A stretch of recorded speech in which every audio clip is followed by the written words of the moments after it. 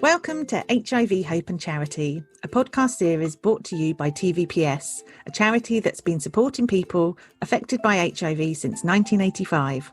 I'm Sarah. And I'm Jess, and we work for TVPS. And our aim is to get as many people as possible HIV educated. If you like the podcast, please rate, subscribe, and leave us a review wherever you listen to your podcasts. Welcome to HIV, Hope and Charity. Hello. Hello, you right? Really, really good. Oh, gosh. Excellent. Yeah. Well, it's been amazing weather and just still living off the highness of, is that what you call it? I'm going to call it that. The highness of our HIV Living Memorial, which I've not stopped banging on about, Sarah. No, I know. Well, we're having a good time at the moment. Lots of press interest. I've literally just been on the phone with some other press, just not to brag or anything that we're just doing press calls all the time, but just saying. Wow. This is your life now, just fielding calls from the press. To be honest, I'm normally fielding them because they actually want to speak to you. So I'm like your PA that's like, this is a quote from Sarah. I'm more like that. Here's a photo of Sarah. This is how long Sarah's worked at the charity. They want the big cheese, don't they? Le grand fromage. Oh, well, thank you. Thank you for fielding all the calls. You had a very glamorous morning compared to me. My cat was sick all over the carpet. That's nice. Oh, no. Why? I don't know. Bless her, though. That's not fun. But she feels okay now. I think so. She's eating. Who had to clean it up? You? Me. I'm the only one here. I mean, that's fair enough. Then it does fall to you. I suppose it's something that she did it at my feet rather than went away and did it somewhere that I would then find 3 weeks later. So that's thoughtful of her. That feels like she's giving you a present, though. If she's coming right to your feet and like, bleh. It feels like, here you go. Isn't it?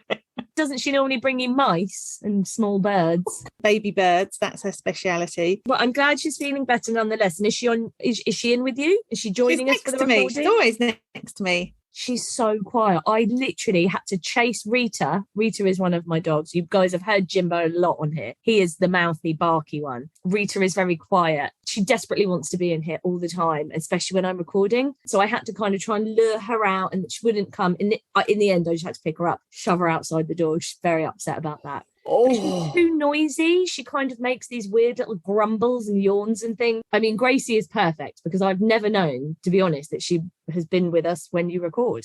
No, she's always here. She's always like lying kind of next to me or, not far away. Stroke her. She's good. I'm going to share a picture of our animals this week so that people actually know what we're talking about. And at some point, we probably should share a picture of my mum as well because we talk about her enough. Just saying, everyone's going to have their pictures out there. So everyone's like, I can now see what Gracie looks like. I know what Bernie looks like. Jimbo, Rita, got it. Fabulous. Oh, our team's expanding. How lovely.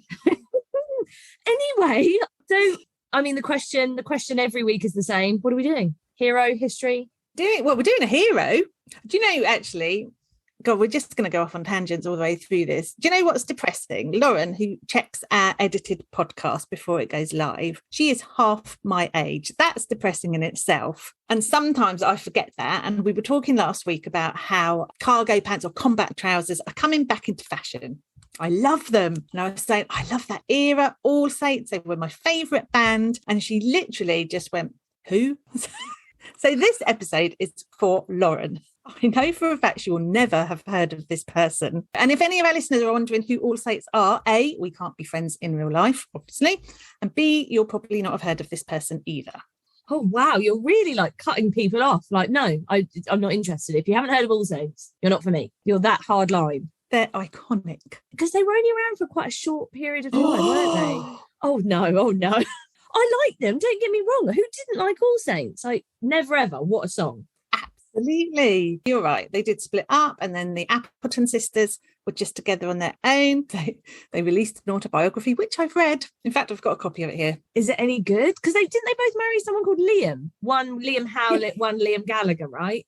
Yes, they did. As books go, I mean, it's interesting if you like that sort of thing. It's not gonna, it didn't change my world. No good advice you want to share with us? Oh, you should have got quotes from it. Oh, no. Okay, that's fine. Right. Alongside all the other pictures I've said we're going to share, Lauren's going in this week as well, as are All Saints. Oh, so wow. This week, everyone's getting on social media. Again, if you're just trying to look for it on the podcast listing, it's It's not going to be there with all the pictures. It's on our social media. But yeah, you're getting like a bumper edition of 1,000 pictures just so that you have reference points. So you're welcome. So I'm going to reveal who we're talking about now, having built it up a little bit. Is it of the All Saints era? No, way before that. Ooh. No, we are looking at a famous American actor whose name was Rock Hudson. Okay. Look at you like, no, I've not heard of him either. No, I've definitely heard of Rock Hudson, but do you know what? I know he was really close with Elizabeth Taylor, who obviously we've covered before, and he's part of why she wanted to move forward and do much so awareness, isn't she, and help the HIV industry so much. And I know he was in films, and I know there's a lot of speculation around his sexuality, I think, but that is it. I couldn't name you a film he was in. So I am, as always, grateful we're doing this.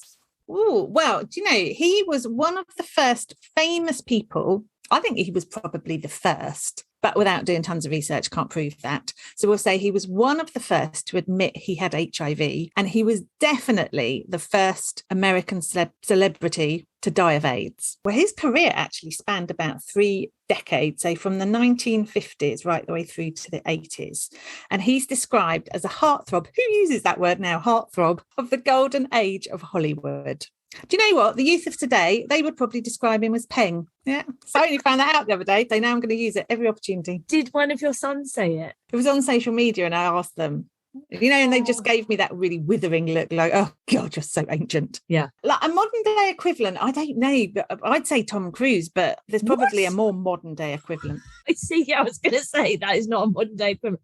No, exactly. Equivalent is, do you know what? I think I couldn't even, I'm not much younger than Sarah, but I really just like trashy TV. So I do watch a lot of kind of younger things that are probably pitched at way below my age bracket. Like, and even I couldn't tell you who, I want to say when they're Helmsworths, but again, I think they're a bit older now. Oh dear, this is depressing. Anyway, think legendary actor status. Lauren listening to this right now, probably screaming names out. Right, Lauren, this is a challenge for her while she's listening to this edit. A, we're going to challenge to see if she listens to the edit. B, give us a modern day heartthrob and we will put it in the notes. Tell us a modern day heartthrob, please. Now, look, we all know that I've got no idea about films, but I do know that Rock Hudson starred in Giant, which also starred Elizabeth Taylor. I know that from our very own podcast that we did on her. So I'm literally educating myself. Also know that Giant starred James Dean. Even Lauren's got to have heard of him.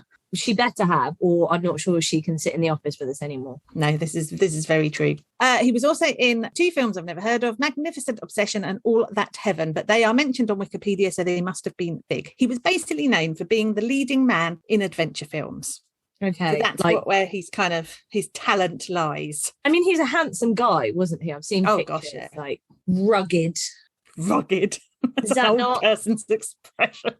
Well, we've just established that we're old, so. Oh, there, yes, rugged, good, chiseled looks. Ooh, yeah. See, okay, we'll share a picture of Rock Hudson too, obviously. Yes. Anyway, these films, they propelled him to be voted the most popular actor in American cinemas in 1957, and he stayed in the top 10 until 1964. Again, that is from Wikipedia. Doesn't state what top 10. I might start a top 10 for HIV workers. I'd be number 1. You can be number 2. Is Lauren number 3, but only on the proviso she knows who James Dean is? Yeah. Okay, I like it. I like that top 10 already. There you go. The other 7, open to nominations. Send them to us, obviously. Yeah. Now, look, his career, it didn't go all his own way. He turned down some really big films, like the lead in Ben-Hur, the lead in Bridge Over the River Kwai. I know. I have seen that. What, Bridge Over the River Kwai or Ben-Hur? Yeah. Just Bridge Over the River Kwai. My dad really loved like war films and things like that, you know, always having Apocalypse Now on or things like that. Oh, did you like The Great Escape? No, I only recently watched that. Love that film. The original though, yeah, not the redo with the weird minis. Well, I know the original has minis, but you know, they did a remake. I think it had Mark Wahlberg in it. Isn't that The Italian Job? Wait, what did you... Oh! I was like, what the hell have minis got to do with the war? You're talking Minis about in the Great Escape. that one. Let's move on. Let's just move on. Edit it all out. It'll be fine. Go on. There. So, yet again, we're butchering another episode of our podcast with awful film knowledge. There's animals everywhere. They're making noise. They're vomiting on us. We're getting everything wrong. We're putting ourselves in a top 10.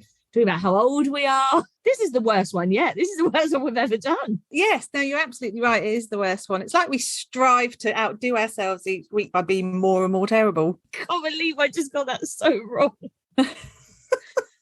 Go on, Rock Hudson. He is turning down some films that were huge, starring in others that weren't so big, weren't box office hits. Then he branched out into romantic comedies, and he starred with people like Doris Day. And he also starred in other films, which I won't list because our film knowledge is so appalling. But he was acting alongside people like Cary Grant, Julie Andrews, John Wayne. You know, he's a true Hollywood legend. Does he have a star on the Walk of Fame? Yeah.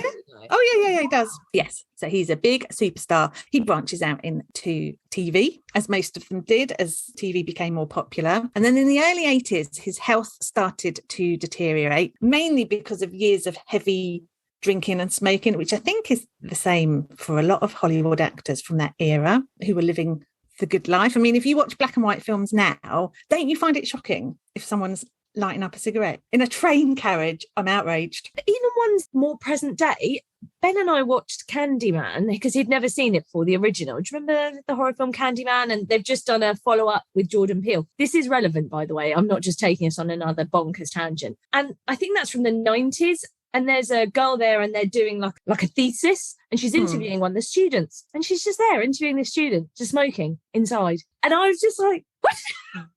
And you forget, don't you, that was just fine. And now you look at that and you sort of go, that is so sort of inappropriate in that setting. You're interviewing someone. This is not the place to be having a fag. No, I just find it, really, really shocking. So strange, isn't it, how times have changed? Yeah, and I want to point out, Sarah and I both not being judgy because we both used to smoke. So with no way are we judging smokers. Oh, gosh, no, definitely not. It's just that you don't see it on TV these days. Yes, and I don't think you realise how little you see it now in like TV and film until something like that, like you're saying when you're watching a film and all of a sudden you're like, oh my God, people used to smoke on planes. You know, it blows my mind. I know, it's strange, isn't it? So his smoking, I mean, it had an effect on him. He had a heart attack in November 1981. He had emergency quintuple heart bypass surgery. I'd say quintuple. I'm actually quite sure about this one. I think it's because you'd say quintuplets, wouldn't you? That's true. Heart surgeons everywhere shaking their head at our pronunciation. And I do think they listen while they're saving lives, operating on people. They've got us on in the background. Yeah, they're like, this will be soothing. Yeah. Yes. Oh, anyway, so he had this major heart surgery. So they operated on all 5 major arteries. Medical knowledge going well too. Yep. That link into the heart. Your mole removal business yet? McAdam's mole removal service. Yeah, have you started Not that yet, but I will. Sorry, for anyone not with us, just last episode. Need to go and have a listen. When I perform my surgery, I'm going to have us on in the background. Not this episode, obviously. I'll pick a better one. Anyway, he recovered. So major heart surgery. He recovers. He appears in Dynasty. Do you remember Dynasty? Guest appearance on there. But his health deteriorated further and he was written out. Now, you touched on this earlier because although he had a phenomenal acting career, one thing was very much kept brushed under the carpet, and that was that Rock Hudson was gay. It's one of the things that everyone in the industry knew about, but nobody talked about. And back then, being gay just wasn't acceptable. In the same way as we've talked about Charlie Sheen being blackmailed by the press about his HIV status, back in the 50s, Rock Hudson was threatened with exposure about his sexuality by the press. Look, these facial expressions have started. It's just horrible, isn't it? I just hate to think that anyone ever has to go through something like that. I know. Well, apparently his agent did a deal where he disclosed information on 2 of his other clients to protect Rock Hudson. So he basically sold them out. One of them had been in prison. One of them had been arrested. And he's basically, guys, I've got stories on these 2 if you don't do this story on Rock Hudson. What a terrible agent. What a way to deal with it. Not long after that, Rock Hudson married his agent's secretary, and she filed for divorce 3 years later. So I think that was probably part of the cover-up, wasn't it? There was also, in the 70s, there were always kind of, I think, rumours about him. So in the 70s, there was a myth, it could be an urban myth, I don't know, that a group of gay men had an annual get-together sent out as a joke, an invitation that invited people to Rock Hudson's marriage to a guy called Jim. And it was a joke. There was no truth behind it, but it kind of went, not viral, because they didn't have viral at the time. It was mainstream. You'd say it went mainstream, wouldn't you? Right. And the press actually helped deny this because there was no truth in it whatsoever. It's just a group of gay guys thought this would be hilarious. But by that stage, you can imagine his agent must have been pulling his hair out. After literally selling out all the other clients, he's got no one left. It's just him and Rock Hudson. No one wants to work anymore with this person. And, this happens. And then rumours hit the headlines that Rock Hudson's getting married to some guy called Jim. He must have been like, no, just give me a break. But I guess what it illustrates is that, he's a big star, he's got an image to portray, and he can't be himself in the public eye, because if he were to be, that potentially could ruin his public image. So you can imagine if it had been leaked that he'd contracted HIV. He was diagnosed with HIV in June 1984. Now, that's really early on, as we know, and they'd only just identified what HIV and AIDS were, and he didn't tell anybody, certainly nobody that would have been able to sell the story to the press. Kept working, and in his spare time, he's travelling to France for treatment because, like everyone else, he was just desperate for anything to cure him or anything to help, and he can afford to travel, so he can travel around the world to get whatever treatment he needs or wants. God, that must be stressful, though.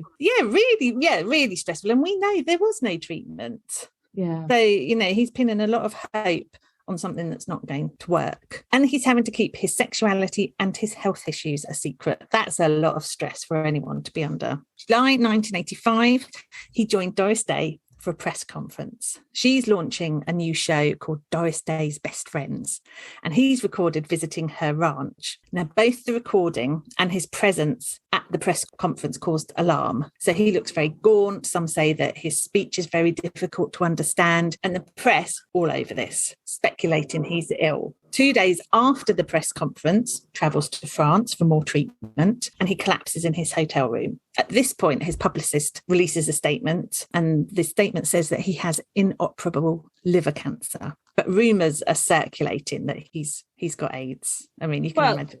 And we still hear similar rumours in this day and age, don't we, of where someone high profile might be ill and their publicist has said one thing, but then, as we know, the rumour mill goes bonkers about, what else it could be. Absolutely. I mean, 4 days later, publicist confirms that he does have AIDS. They have no choice. By now, the press are in overdrive. They're just not going to let this story drop. So it's better just to come clean and say, yes, he has. He was flown back to America. He spent some time in hospital, and then he received palliative care at home. And he died on the 2nd of October, 1985, at the age of 59. Didn't have a funeral at his own request. We were talking about this the other day, weren't we? I don't want a funeral. I don't believe in them. I feel me and Rock Hudson of the same mind. Yeah, he's quite ahead of his time, isn't he, with that? Yeah, absolutely. And again, there are lots of rumours as to why he didn't want to have a funeral, but maybe he just didn't want a fuss. He'd had enough time in the public eye, just wanted to slip away quietly. And like you don't want a funeral. Like we've said, we talked about that a couple of times, how actually you'd prefer not to. And I think that's all right. I don't know why we can't respect people's wishes without, there being rumours. Although, would you like me to start a rumour for you about why you're not having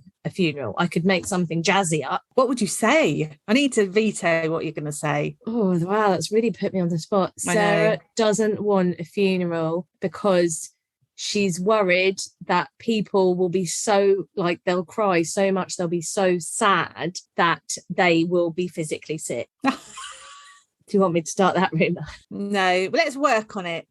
Yeah. Let's work on what rumours we put out there. So back to Rock Hudson. So other than being the first famous person to die from AIDS, we need to look at what made him heroic. And really, I think it's his legacy. It's like so many other people we featured.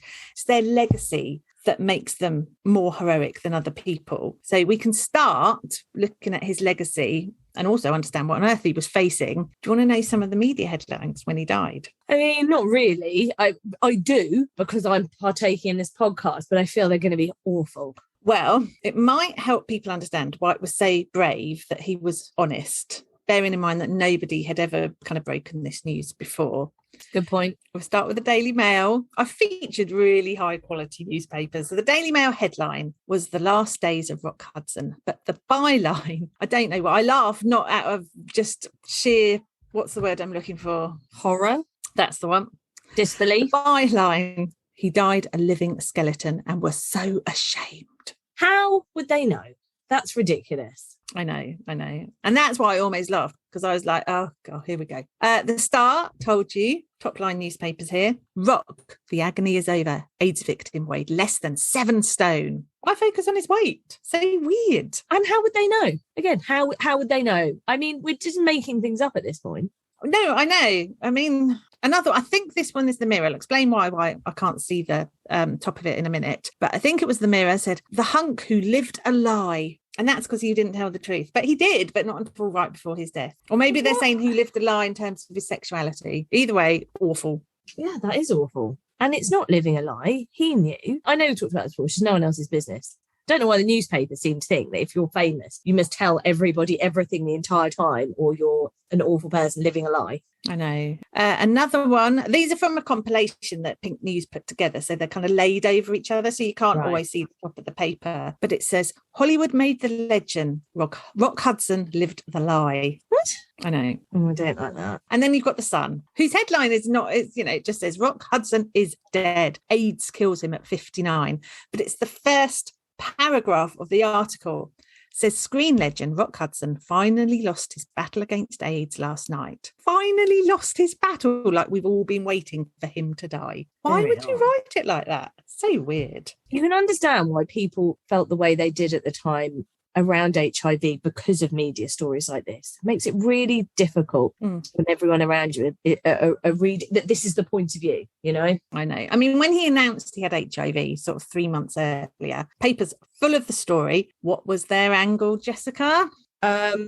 What was that angle? Was it still that he was living a lie? Because I don't know. Well, kind of. They all... Was it all on his sexuality is what I'm trying to say? Was it all around that, surely? How he caught it. That's all they focused on. I don't know if we've said this. I'm sure we have a million times. But again, if ever someone tells you they're positive, don't ask them how they contracted. It's completely irrelevant. It's absolutely irrelevant. Someone wants to talk to you and tell you, they will. Don't ask them. It's just none of your business. I know. Well... the media should have listened up at the time. And there was also, there was lots of media coverage when he died about his sexuality. Of course there was. Loads of people claiming they'd known he was gay and that it had to be covered up. Everyone kind of wanted their kind of bit in the spotlight, I guess. And, even right up until his death, he'd never formally announced that he was gay. Why should he? It's nobody's business. But this is what it all kind of centred on. But there was some awareness raising around HIV and AIDS going on at the same time.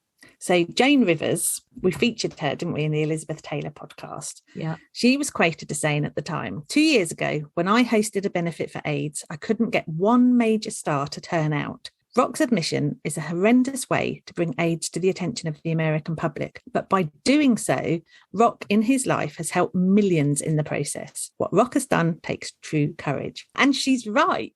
We also had the People magazine at the time. They reported since Hudson made his announcement, more than $1.8 million in private contributions, more than double the amount collected in 1984, the previous year, has been raised to support AIDS research and to care for AIDS victims. A few days after he died, American Congress set aside $221 million to develop a cure for AIDS. Okay, yeah.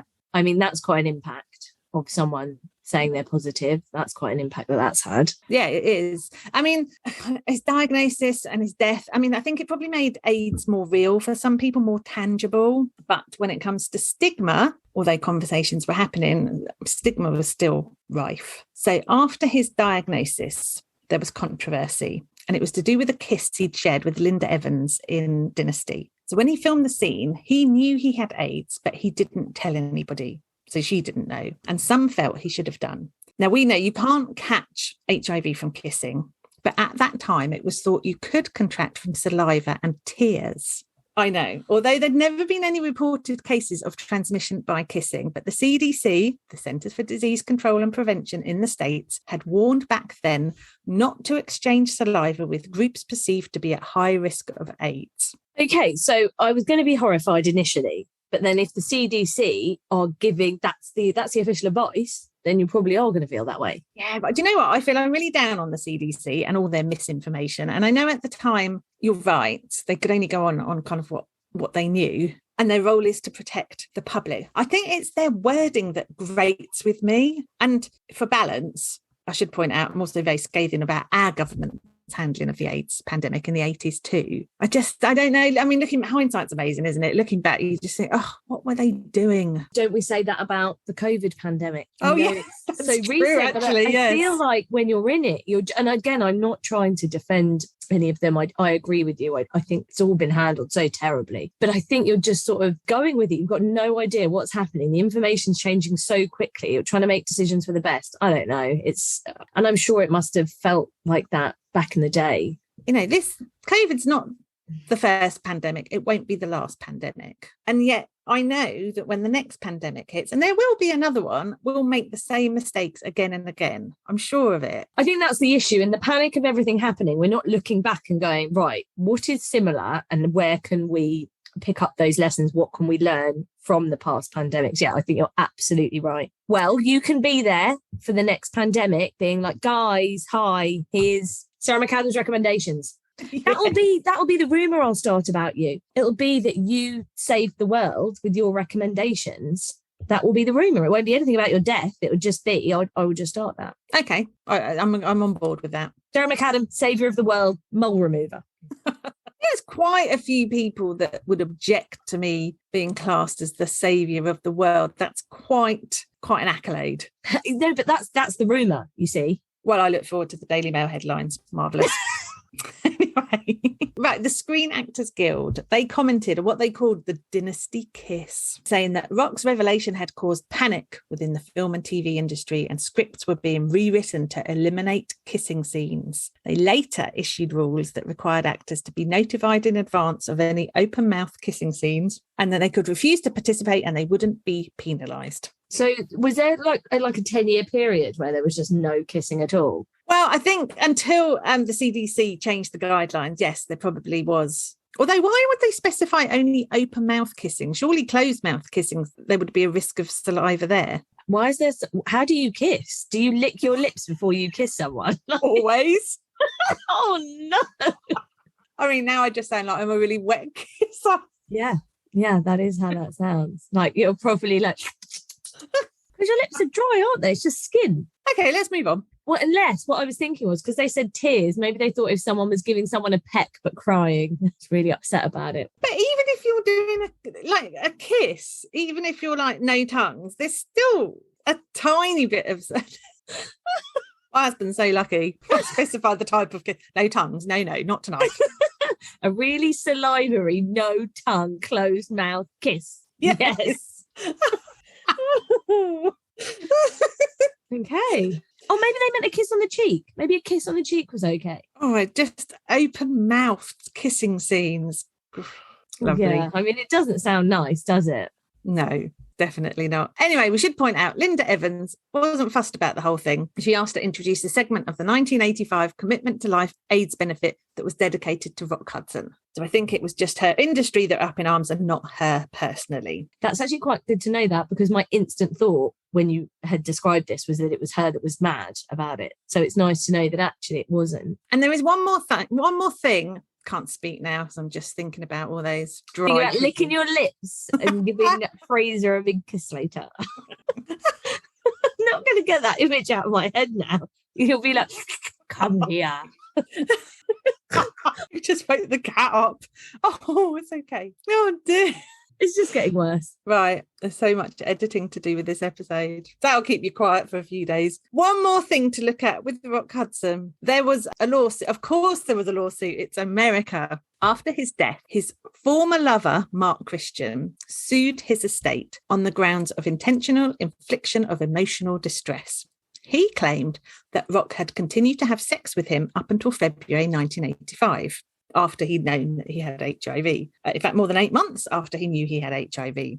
Martin Christensen tested negative for HIV repeatedly. So his claim was based on the fact that he'd found out via the media that Rock had HIV. He also sued Rock's personal secretary, claiming he lied to him about Rock's health. His case was successful and he was awarded damages of $5.5 million. So, you know, not everyone was stigmatizing Rock about his AIDS diagnosis. This one cashed in on it. Can't believe he got so much money. Well, do you know what? I mean, I'm no lawyer, as we know.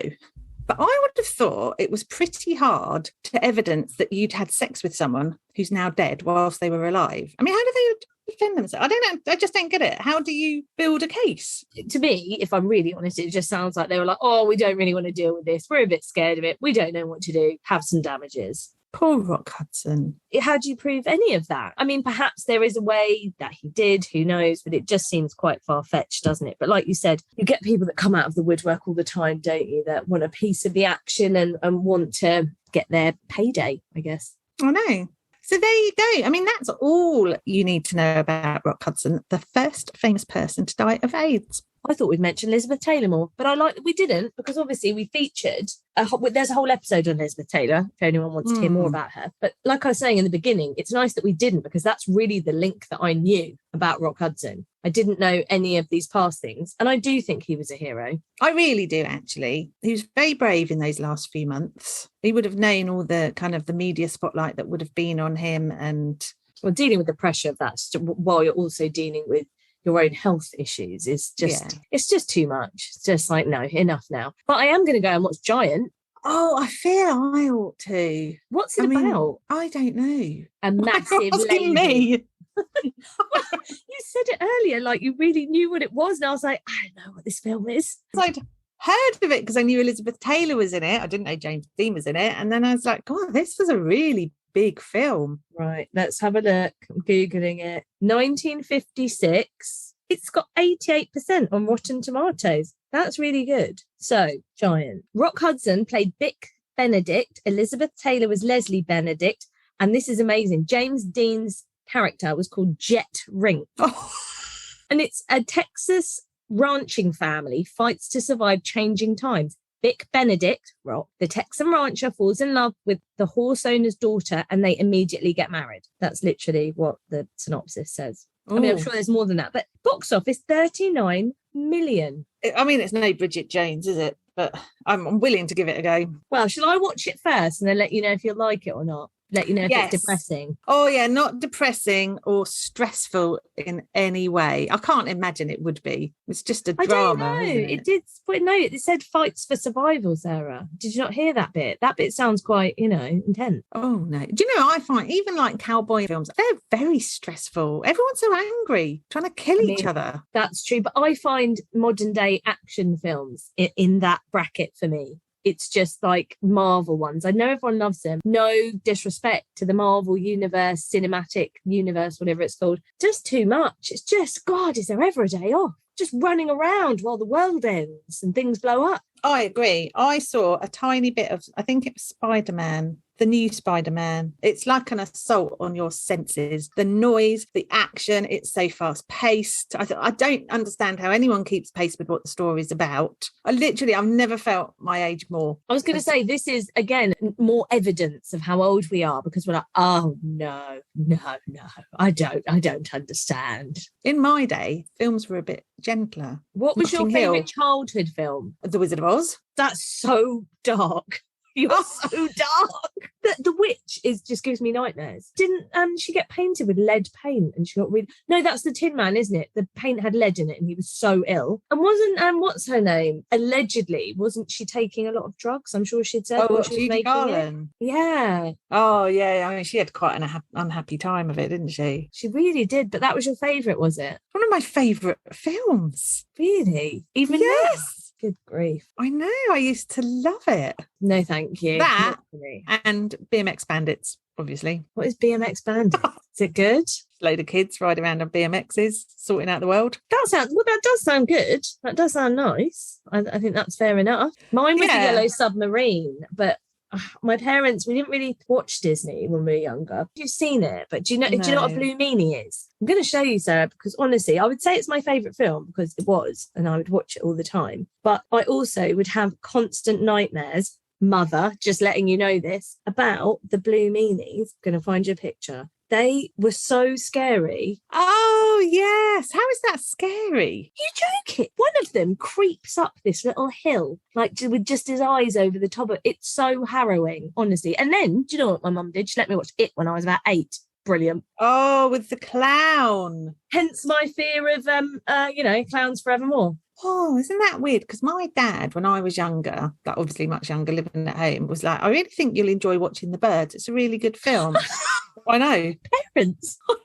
And I've never been so scared in my life. It's really sinister. Do you know what, in their defence, like I remember my mum saying, well, it was on TV and it was kind of earlier. I think it was about 8 o'clock or something. And I think it is only a 12. I just think it's such a scary premise. It's so, I think Tim Curry, because he looks like just a regular man that's just put creepy makeup on. Like, that's what scared me more, not that it was like a supernatural thing. And I bet with The Birds, I bet your dad was just like, it's fine, it's just about some birds. It's not scary. And you were there like, never sleeping again. I mean, it's advertised as a Hitchcock thriller, wasn't it? Not really sure where his head was at, but I did watch it. Sat there terrified on the sea. Goodness, I bet. I know, so there you go. So I have seen some films. Well done you. And maybe this is why you don't like them, because that intensity when you were young watching The Birds, you're like, now, no. No, it's just because they're too long. I just don't have the patience to sit through. I can't even Love Actually, I try and watch in 2 stages. I know. Oh, I love Love Actually. What a Christmas film. I know, that's one of the best films ever, actually. Well, that and The Wizard of Oz, yeah? Your 2 favourites. Yeah, see? Christmas films. The Wizard of Oz is good. Wizard of Oz isn't a Christmas film. It's shown every Christmas. So it is. So Stuart Little. That doesn't mean it's a Christmas film. Oh, well, I used to watch it every Christmas. That's quite nice. When I think about it, it's quite weird, isn't it? There's a lot of bad stuff goes on. Oh, God. Yeah, I feel like go back and watch it now. It's fairly terrifying. Okay, perfect. Well, thank you so much. Amazing job as always. If anyone wants to share their childhood terrifying films that their parents let them watch, please do. We don't want to know your favourites. We just want to know the terrifying ones that your parents allowed you to watch that scarred you for life. That's what I want to know about. I'm just nosy. Oh my gosh. A lovely note to end on. No one's listening. Everyone's given up. Just us. Yeah. They gave up when you talked about cat vomit. They were like, turning off now. This one's not for me. Even the surgeons have switched off now. The poor person in surgery's woken up and gone, switch this off. For God's sake, I cannot take any more of this utter rabbiting on nonsense. No. Thank you for listening to HIV, Hope and Charity. If you'd like to know more about the work that we do, visit tvps.org.uk. And please like, subscribe and rate the podcast if you enjoyed it.